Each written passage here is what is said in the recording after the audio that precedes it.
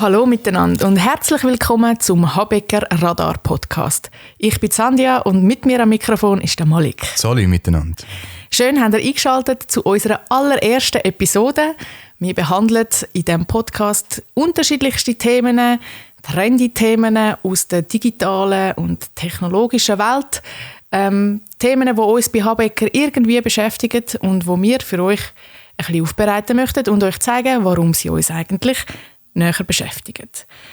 Für euch ein bisschen zum Einordnen, wir nehmen den Podcast im Januar 2023 auf, einfach, dass ihr so ein bisschen wisst, was uns im Moment aktuell beschäftigt. Und heute geht es um AI-generierte Bilder. AI, Artificial Intelligence oder zu Deutsch KI, künstliche Intelligenz, ist in aller Munde, wird auf und ab gespielt, medial wirklich von allen Seiten beleuchtet. Es ist wahnsinnig viel gegangen in den letzten Jahren oder in den letzten Monaten in diesem Thema. Und ja, es wird Zeit, dass wir uns dem mal widmen. Absolut. Malik, du bist in einer Arbeitsgruppe da bei Habecker, wo ihr euch ausschliesslich dem Thema AI-generierte Bilder widmet. Was ist das Ziel dieser Arbeitsgruppe? Genau, also in erster Linie geht es eigentlich darum, zum am Ball bleiben. Also so ein bisschen den Puls von der Zeit zu verfolgen, mit dem Trend mitzugehen, aber auch informiert zu sein. Also zu wissen, was entwickelt sich da gerade, was wird eingesetzt. Aber letztendlich auch zum herausfinden, wie können wir das in unserem Arbeitsalltag integrieren, dass wir das effizient nutzen können für Projekte, wo wir daran arbeiten. Und was sind so die grossen Erkenntnisse bis jetzt? Es ist tatsächlich sehr spannend. Bis jetzt verwenden wir AI mehrheitlich zur Generierung von Moodbildern. Das funktioniert sehr gut. Also in Präsentationen, wo man die Stimmung beschreiben mit einem Bild und dann vielleicht nicht genau das Richtige findet auf Google Bilder oder bei den Stock-Footages. Und dann kann man eigentlich wirklich mit AI innerhalb von sehr kurzer Zeit, 5 bis 10 Minuten, das perfekte Bild generieren. Andersrum brauchen wir es auch in der Texturgenerierung für 3D-Objekte. Also das wird dann als Thema in dem ganzen 3D-Motion Graphic Design. Und dort eignet es sich aktuell gerade wirklich hervorragend. Es gibt natürlich auch, das ist jetzt nur kurzfristig, wenn man in die Weite schaut, gibt es auch Situationen wie zum Beispiel AI-Kamera-Tracking. Ganz spannend, also AI, wo grundsätzlich Leute verfolgt automatisch, also wo könnte potenziell eine Kameramann ersetzen. Oder auch AI-Copywriting oder Bewegtbildgenerierung in Echtzeit. Übrigens, für die sich mehr für die Themen interessieren, die können sehr gerne im Detail auf unserem Blogbeitrag nachlesen unter habecker.ch. Sandia, kannst du uns ganz kurz erklären, wie die Programme genau arbeiten? Es sind ja nicht einfach irgendwie andere Stockbilder, oder? Ja, das ist tatsächlich am Anfang teilweise ein Verständnisproblem. Oder es gibt Bilder, AI-generierte Bilder, die sehr ähnlich aussehen wie Fotos. Und man hat dann manchmal das Gefühl, das ist jetzt einfach nochmal ein Stock-Footage. Ist es aber tatsächlich nicht. Die Bildgeneratoren tun wirklich die Bilder Pixel für Pixel neu aufbauen. Es sind also ganz neu generierte Bilder. Und das funktioniert eigentlich in der Regel von Text zu Bild. Das heißt, man gibt einen sogenannten Prompt ein, also eine Beschreibung von dem, was man gerne darstellen möchte. Ein rotes Haus auf dem Blumenfeld. Und dann wird das von der AI so generiert und so dargestellt.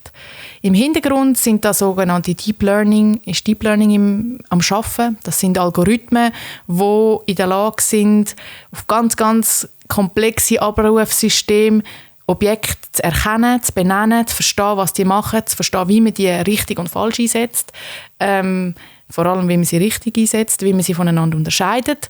Und es merkt halt auch, wenn ein Objekt dargestellt oder gesehen wird, das es vielleicht noch nicht kennt, dann fängt es das an kennenlernen und kann das plötzlich auch klassifizieren und merkt, aha, okay, ich kenne Bananen und ich kenne Äpfel, das ist jetzt auch rund, aber ein bisschen anders, das muss es mit der Zeit, merkt, das ist eine Birne. Und ja, kann das so quasi interpretieren und schaffen. Also die Programme werden mit Datenbanken mal gestartet. Das ist auch sehr ein spannender Punkt, dass all die Programme unterschiedliche Datenbanken als Basis haben. Das heisst, sie haben alle einen anderen Startpunkt. Und ja, so arbeiten die mit dem, was sie haben und mit dem, was sie lernen. Was ja auch wirklich sehr spannend ist, ist, woher die Daten überhaupt kommen. Definitiv. Also grob gesagt kann man sagen, die Daten kommen einerseits aus dem Internet, andererseits sind das gezielt Daten, die der AI zur Verfügung gestellt werden. Das ist natürlich aber immer auch anbieterabhängig. Also jetzt zum Beispiel bei OpenAI, wo DALL-E davon kommt, oder auch ChatGPT, die hat Zugriff aufs Internet bis 2021. Das heißt, wenn du jetzt zum Beispiel ChatGPT oder DALL-E irgendwie in Bezug auf 2022 würdest etwas von ihnen wählen, dann würden sie effektiv wie die Daten nicht haben. Also das sind so die zwei, ich sage jetzt mal, Startdatenbasis, die die AI bekommt. Und dann, du hast es ja auch schon angesprochen, ein ganz wichtiger Teil ist natürlich das Learning von der AI. Also die AI wird erkennen oder wird programmiert darauf, zu verstehen, ob das, was sie gemacht hat, richtig ist oder gut ist und kann dann nachher aus dem Resultat oder aus der Reaktion oder aus dem Feedback wie auch lernen, ist das richtig gewesen, ist das nicht richtig gewesen und dementsprechend das Verhalten anpassen.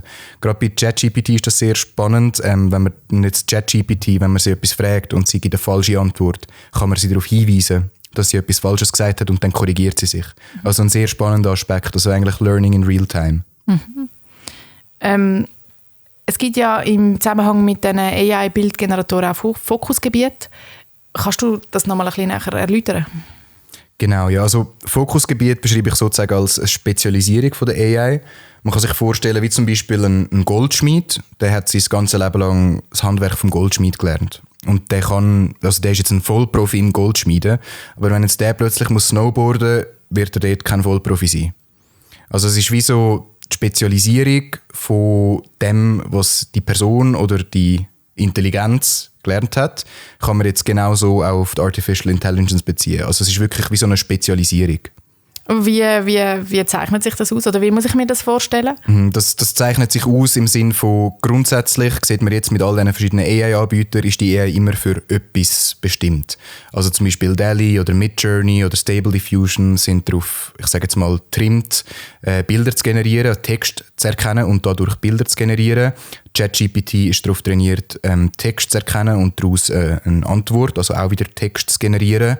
Und dann gibt es andere Anwendungen, wie zum Beispiel AI-Kamera-Tracking. Da ist das Fokusgebiet ein ganz anderes. Die wird mit ganz, ganz anderen Daten gefüttert und hat somit auch einen ganz anderen Anwendungsbereich. Also lernt ganz andere Sachen und wird ganz anders eingesetzt. Es gibt aktuell noch keine allwissende AI. An diesem Punkt sind wir nicht. Vielleicht wird es das ja irgendwann mal geben. Was noch spannend ist in diesem Bereich, ist sicher auch, dass die einzelnen, wenn man jetzt da ins Fokusgebiet der Bildgeneratoren hineingeht, da gibt es auch verschiedene Anbieter mit unterschiedlichen, wo wie gesagt mit unterschiedlichen Datensätzen irgendwie gespeist worden sind und darum ihre eigenen Schwerpunkte haben. Und da gibt es auch wieder so Abstufungen von Fokus. Also Midjourney ist zum Beispiel bekannt dafür, dass es sehr künstlerisch, artistisch schafft, dass die Resultate einen hohen künstlerischen Wert irgendwie haben, wo ich finde, auf DALL-E ist da eher so ein bisschen realer Pragmatismus dahinter. Also auch dort, je nachdem, was man genau machen möchte, für was man es verwenden möchte, kann es tatsächlich sehr gewinnbringend sein, auf ein spezifisches Tool zurückzugreifen. Absolut, ja. Das ist auch die Erfahrung, die wir gemacht haben. Wir haben jetzt gesehen, für unseren Anwendungsbereich, gerade zum Beispiel für Generieren von Moodbildern, eignet sich jetzt zum Beispiel Midjourney sehr gut. Wenn es jetzt darum geht, ich sage jetzt mal, ein reelleres Bild zu visualisieren, dann würden wir jetzt eher auf DALL-E gehen. Also es ist wirklich spannend, wenn man so ein bisschen die Stärken von diesen Tools erkennt und auch dementsprechend sein Nutzverhalten anpasst. Du hast auch schon viele Erfahrungen gemacht mit Bildgenerierung durch AI. Was sind so deine Learnings? Also meine allerersten Erfahrungen sind tatsächlich wahnsinnig spielerisch gewesen. Und es ist um nichts gegangen, sondern einfach mal ums Ausprobieren. Ich habe den Einstieg und den Zugang wahnsinnig einfach gefunden. Also man öffnet einfach das Programm und schreibt seinen Prompt und es geht Sekunden und man sieht die Bilder. Und dann ist es ein Ausprobieren, ein Umspielen, ein Anpassen vom Prompt, schauen, was passiert. Mit der Zeit natürlich dann auch den gleichen Prompt auf verschiedenen Tools und dann schauen, was passiert, das weiterentwickeln. Also es ist ein wahnsinnig einfacher Einstieg gewesen. Meine Erfahrung war aber auch, dass es irgendwie, man merkt, dass man nicht mit einem Menschen kommuniziert, sondern irgendwie mit einer andere Form von Intelligenz. Also gerade wenn man dann etwas verändern möchte, wird es irgendwie tricky. Wenn ich dann, ich weiss nicht, mein Haus mit einer roten Tür auf dem grünen Feld habe und ich möchte die Tür nicht mehr rot haben, würde ich jetzt naheliegenderweise einfach sagen, ja, mach die Tür bitte blau. Und es kann dann sein, dass die Tür tatsächlich blau wird, aber es kann auch sein, dass irgendetwas anderes passiert. Und das ist teilweise echt gar nicht so einfach, das herzubekommen, was man will. Mhm. Und irgendwie, ja, es ist wie wenn man eine Sprache lernt. Also man muss wie auch ein bisschen die Kultur von der Sprache lernen und lernen, wie man dann jetzt die Sachen genau sagt. Nicht nur sprachlich, sondern halt auch in einem Kontext und mit seinem Gegenüber und wie das verstanden wird und was gehört sich und was nicht. Und irgendwie, es fühlt sich ein bisschen ähnlich an. Also man redet zwar irgendwie die gleiche Sprache, aber doch nicht. Also ja, absolut. Also ich verstehe, was du meinst. Wir haben auch sehr ähnliche Erfahrungen gemacht in unserer Arbeitsgruppe. Und genau darum verwenden wir aktuell die AI nur für das Generieren von Moodbildern oder für Texturen. Weil wenn man so eine ganz konkrete Vorstellung hat von dem, was man möchte, ist es aktuell sehr, sehr schwierig.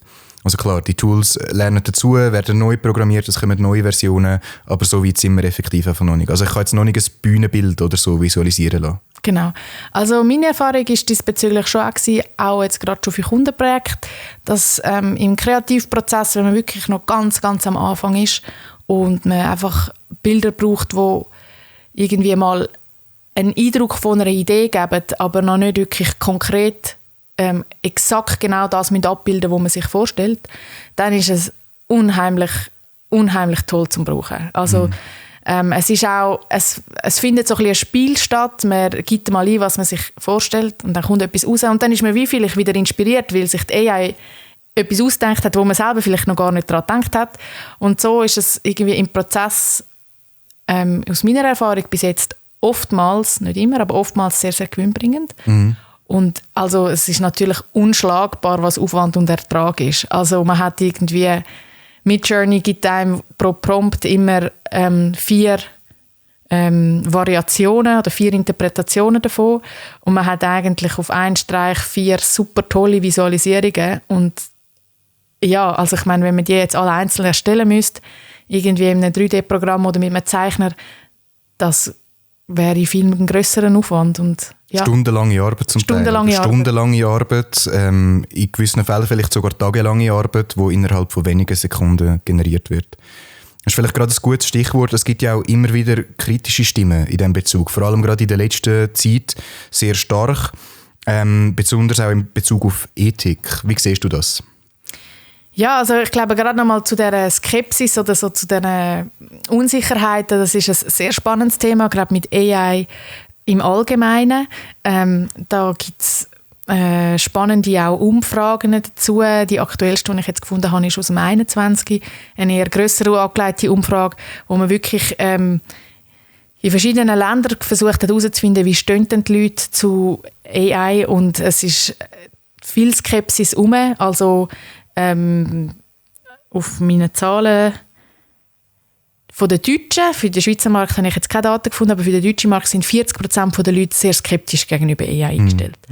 Und ich glaube, es ist immer so eine Mischung aus Staunen und überrascht sein an den Möglichkeiten, aber dann halt auch wirklich direkt Ängste, die aufkommen, Angst vor dem ersetzt werden, Angst davor, irgendwie übernommen zu werden. Und ich glaube, es ist immer so, AI wird auch so im Zug mit dystopischen Vorstellungen von den Robotern, wo es irgendwie, keine Ahnung, die künstliche Intelligenz, die am Schluss sich gegen uns verschwört.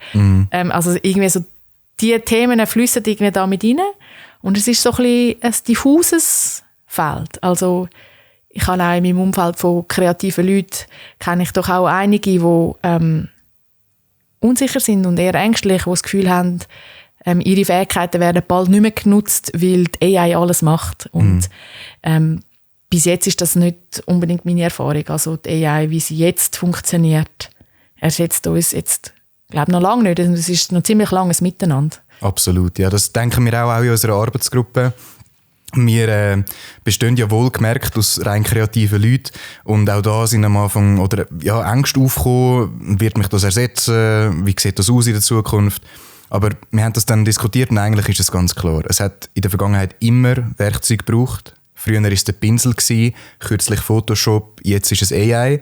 Es braucht immer noch die Person, die dahinter sitzt, schaut, dass es gut kommt, den Input gibt und das Ganze auch dann weiterverarbeitet. Also das ist aktuell noch so, das wird dann noch ein Zeitchen so sein, das wird sich jetzt nicht demnächst ändern und von dem her sind so Ängste aktuell noch nicht gewichtbar in dem Sinn. Ja, ich glaube, ich finde, es sind Ängste, die man irgendwie ein bisschen auch ernst nehmen sollte. Im Sinne von, ich glaube, es lohnt sich auch, das als Anreiz zu nehmen, um am Ball zu bleiben. Aber ja, ich glaube, die Möglichkeiten, die es bietet, sind so unheimlich spannend. Und also ich glaube, man hat gewonnen, wenn man mit viel Faszination an das Thema angeht. Aber ja, es bringt natürlich auch andere ethische Aspekte mit sich. Aktuell gerade hat es den Trend gegeben mit der Lensa-App auf Instagram, wo man ein paar Bilder von sich selber hat können aufladen und die hat dann ein AI-generiertes Artwork quasi gemacht von einem selber. Und ich glaube, gerade das ist so ein Thema gewesen, wo wahnsinnig diskutiert worden ist, wie die Menschen dargestellt werden, was sind Schönheitsideale, Sexualisierung von Frauen ist ein wahnsinniges Thema gewesen in diesem Zusammenhang. Also ich glaube, viele haben auch nicht unbedingt verstanden, dass das kein Filter ist, sondern dass die Daten analysiert werden und etwas Neues damit generiert wird. Also es ist wie so, es kommen ganz viele alte Themen wieder neu auf und ja, also... Es ist spannend, oder? Es gibt auch viele Künstler, also nicht AI-Künstler, sondern klassische Künstler, die durchaus sagen, sie finden es unfair, dass AI quasi einfach alle Daten nimmt, vielleicht auch Kunst von ihnen selber, oder? Und das dann weiterverarbeitet. Und ja, ich verstehe, ich sage jetzt mal, die Wut verstehe ich irgendwo durch, oder? Man investiert Zeit und Mühe und Liebe in ein Projekt und ein Kunstwerk und lebt im Wissen, dass vielleicht gerade irgendein AI-Bot gerade auf die Kunst zugreift und vielleicht einen guten Kopf, der schön gezeichnet ist, quasi kopiert. Und da die Sorgen verstehe ich grundsätzlich schon. Ich glaube aber, man muss das auch immer irgendwie mit einer positiven Sicht sehen. Ich glaube, die AI tut ja wie alles neu generieren. Und von dem her würde ich sagen, es ist nicht, dass die AI grundsätzlich kopiert oder klaut, sondern die AI schaut bei dem, was rum ist, an den vorhandenen Daten. Und so aus menschlicher Sicht würde ich es eher als Inspiration beschreiben, die die AI sich holt. Weil sie tut effektiv, wenn man es genau nimmt, nichts kopieren, sondern sie nimmt sich Daten und erstellt die dann komplett neu. Sie macht das Gleiche wie wir ja eigentlich alle auch. Also man holt sich Inspiration, man sieht einen Künstler, der einem gefällt, einen Zeichenstil, einen Illustrationsstil, irgendwo visuelle Trends, die man aufgreift und das dann zu seinem eigenen macht. Und ich glaube, dass, da kommen die gleichen Fragen mit wo ist das geistige Eigentum, wo fängt es an, wo hört es auf, auch kulturelle Aneignung. So all die grossen Themen fließen eigentlich da wieder zusammen und bieten eigentlich wie wieder neuen Zündstoff. Ein bisschen, ja. Absolut. Ich denke, was ich wahnsinnig wichtig jetzt gefunden habe, auch gerade in diesem Kontext mit der Lensa-App, ist, dass man einfach wirklich auch ein bisschen versteht, was da passiert. Und ich denke, ganz viele Leute haben auch nicht gecheckt, wie wahnsinnig wichtig das für die App-Betreiber ist, dass alle Menschen ihre Bilder dort aufladen, damit ihre AI wieder lernen kann. Also da haben natürlich jetzt, der Trend hat nämlich an die App-Betreiber wahnsinnig glücklich gemacht, weil ihre AI jetzt eine tolle Datenbank als Basis hat und gelernt hat. Absolut, hoffentlich gelernt hat. Bestimmt gelernt hat. Gerade jetzt auch im Kontext mit dem Kundenprojekt ist ja auch immer wieder ein bisschen die Frage, was ist denn da rechtlich okay? Was habt ihr da dazu herausgefunden in der Arbeitsgruppe? Da haben wir natürlich auch recherchiert. Aktuell ist es so, dass es noch keine Bestimmungen gibt. Soweit ich weiss, hat jetzt der Bund keine Arbeitsgruppe dazu gemacht. Muss er auch nicht oder vielleicht noch nicht so bald. Das Ding ist aber, aktuell liegt wirklich noch nicht mal ein Gesetzesentwurf vor. Und von dem her kann man sagen, man kann mit Vorsicht die Sachen, die man generiert, verwenden. Es kann aber sein, dass demnächst ein Gesetz kommt oder ein Gesetzesentwurf und dass das alles sehr schnell umgesetzt wird. Von dem her wirklich mit Vorsicht zu verwenden, weil es kann dann natürlich rückwirkende Folgen geben. Wem gehören die Bilder? Das ist natürlich schwierig zu sagen. Also man kann das so anschauen, dass die AI holt sich ja auch noch Inspiration von diesen Bildern und generiert etwas komplett Neues. Also wäre das Recht einerseits bei der AI, wenn man die AI als Bewusstsein angesehen und als Individuum. Falls nicht, dann wäre das Recht beim Hersteller. Also jetzt zum Beispiel bei DALL-E wäre das Recht bei OpenAI. Und viele andere Sachen müsste man zuerst ausdiskutieren. Also es ist wirklich gar nicht so einfach, wem dann jetzt die Bilder genau gehören oder ob man die quasi ohne Folgen kann verwenden und ohne irgendwie das Recht einzuschneiden von gewissen Personen. Aber grundsätzlich ist es ein neu generiertes Bild und kann verwendet werden, bis das Gesetz irgendetwas anderes vorschreibt. Ja, und ich glaube, das führt dann auch dazu, dass das für unsere Branche sehr vielversprechend ist aktuell. Wie siehst du das Potenzial jetzt in der Livecom-Branche? Ich glaube, das Potenzial ist riesig. Du hast ganz am Anfang schon mal ein paar Sachen gesagt, oder wir haben immer wieder erwähnt, wie man sie in unserem Konzeptionsbereich braucht, wie wir es für Texturen brauchen können. Aber ich glaube, man kann das noch viel weiter denken. Also interessant sind Vorstellungen, und da gibt es auch bereits erste Experimente dazu. Es hat bereits, ich meinte, im 2017 ein Experiment gegeben, wo man Musik und Bewegung mit einer AI in Bilder umgewandelt hat und so ein Konzert, ein klassisches Konzert quasi bebildert hat durch eine AI. Und also da gibt es wahnsinnig tolle neue Überlegungsmöglichkeiten, wo ein Event sich eigentlich quasi selber steuert. Licht, Ton, Inszenierung von Video, Bild, was auch immer, wird gesteuert durch das Event selber. Das könnte man sich vorstellen, ein Sportevent, wo sich die Musik oder das Licht gerade der Action auf dem Spielfeld anpasst oder der Action von der Musik. Also so solche Möglichkeiten sind wahnsinnig interessant. Da gibt es Versuche, auch Möglichkeiten, vielleicht auch nur teilweise AI zu brauchen. Ich denke, es ist alles noch ein bisschen schwierig, weil wir sind uns gewöhnt, dass man alles wahnsinnig gut steuern kann. Wir als Eventplaner, du als Dramaturg willst ja jede Sekunde genau planen. Kann ich mir noch vorstellen, ein bisschen schwierig, wenn du eine AI hast, die plötzlich das eigene macht. Also ich denke, da muss man neu herausfinden, wo die Möglichkeiten sind. Aber so der Event, der sich selber steuert, ist irgendwie, finde ich, eine wahnsinnig spannende Vorstellung. Ist faszinierend. Und auch so die Möglichkeit, die es gibt, wenn man sich überlegt, dass dann, wenn 10 Konzerte hast, dass dann jedes ein bisschen anders ist, weil vielleicht die Stimmung im Publikum jedes Mal ein bisschen anders ist und AI das jedes Mal ein bisschen anders aufgreift. Also es gibt neue Möglichkeiten für Individualisierung und so einzigartige Momente schaffen. Was wir auch schon kennen, ist mehr so im Ausstellungsbereich, dass wir vielleicht interaktive Installationen haben, wo eine AI einen Besucher erfasst, scannt, irgendwie daraus wieder etwas schafft, irgendein Abbild von einem Besucher, wo jeder irgendwie einfach ein bisschen individuell daherkommt mit seiner Kopfform und seiner Haarfarbe und was auch immer, wo eine andere Datengrundlage erzeugt und das wieder neu interpretiert wird. Allgemein überall, wo Sensoren am Werk sind, wo Daten erfasst werden, wie viele Leute kommen rein, wie viele Leute gehen raus, da gibt es wahnsinnig spannende Systeme und das mit der AI zu kombinieren, ich denke, da gibt es coole Möglichkeiten. Absolut. Ich habe mir vorher gerade gedacht, eigentlich wäre es mega lustig, es gibt ja bei Events oftmals einen Graphic Recorder, also jemand, der das Gesagte wie mitschreibt und am Schluss gibt es ein schönes Bild. Es wäre mega cool, wenn das irgendwann die AI machen kann und von dem her eigentlich den ganzen Event-Inhalt könnte recorden und in ein Bild verwandeln. Das wäre schon mega cool. Ich glaube, es gibt wirklich sehr, sehr viele Möglichkeiten, wie die AI in Zukunft kann eingesetzt werden. Uns interessiert natürlich auch, was ihr zu dem Ganzen denkt. Wie steht ihr zu AI-generierten Bildern? Habt ihr Ideen oder Vorstellungen, wie das in Zukunft auch in der Livecom-Branche genutzt werden kann? Schreibt uns doch unbedingt eure Meinungen und eure Eindrücke an radar@habecker.ch. Malik, was gibt es noch zu sagen zu dem Thema? Ja, nicht mehr viel. Ich würde sagen, was man wirklich beachten muss, ist, wir sehen aktuell das AI als Werkzeug und es braucht immer noch die Person dahinter, die das Werkzeug auch bedient oder damit schafft und kreiert. Wir sehen es aktuell nicht, dass es irgendwie Gefahr besteht, dass jetzt die ganze Branche irgendwie ersetzt wird durch AI. Das ist überhaupt nicht der Fall. Und wenn ihr noch mehr über das Thema wissen wollt, dann kommt doch auf unsere Webseite habecker.ch/radar. Dort findet ihr noch mehr Informationen im Detail. Und ja, definitiv ein unglaublich umfassendes und spannendes Thema. Ich glaube, wir könnten noch Stunden darüber reden, liebe Sandia.